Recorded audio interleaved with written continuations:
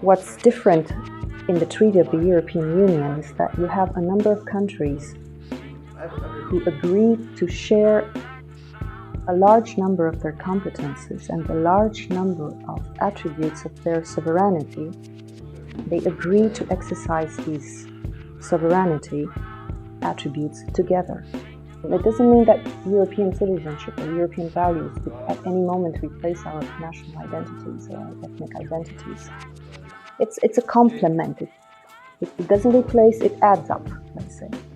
And I think this is also a model and an example for other nations or other continents of how we can transcend our ethnic identities or national identities and try to forge an identity which is also based on civic identity.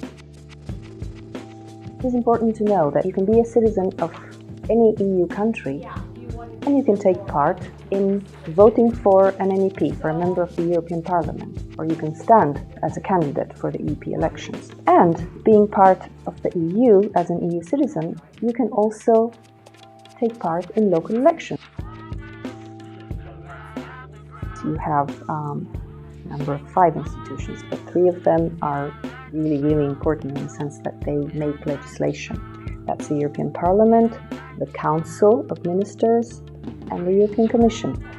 Basically, it's the European Commission who can come up with a draft law and submit it for the attention of the Council of Ministers and the European Parliament at the same time.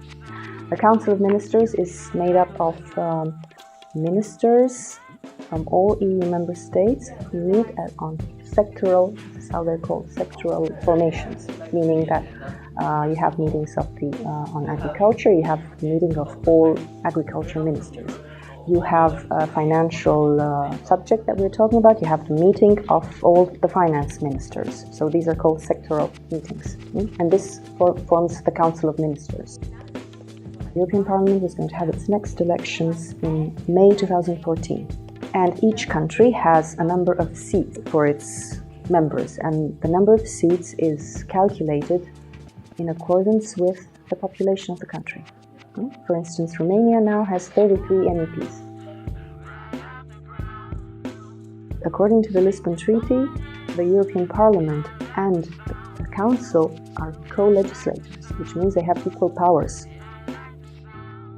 Whatever we do in the EU, it's important that this element of democratic accountability and democratic legitimacy, which only parliaments in the end can give you, should remain strong and involved.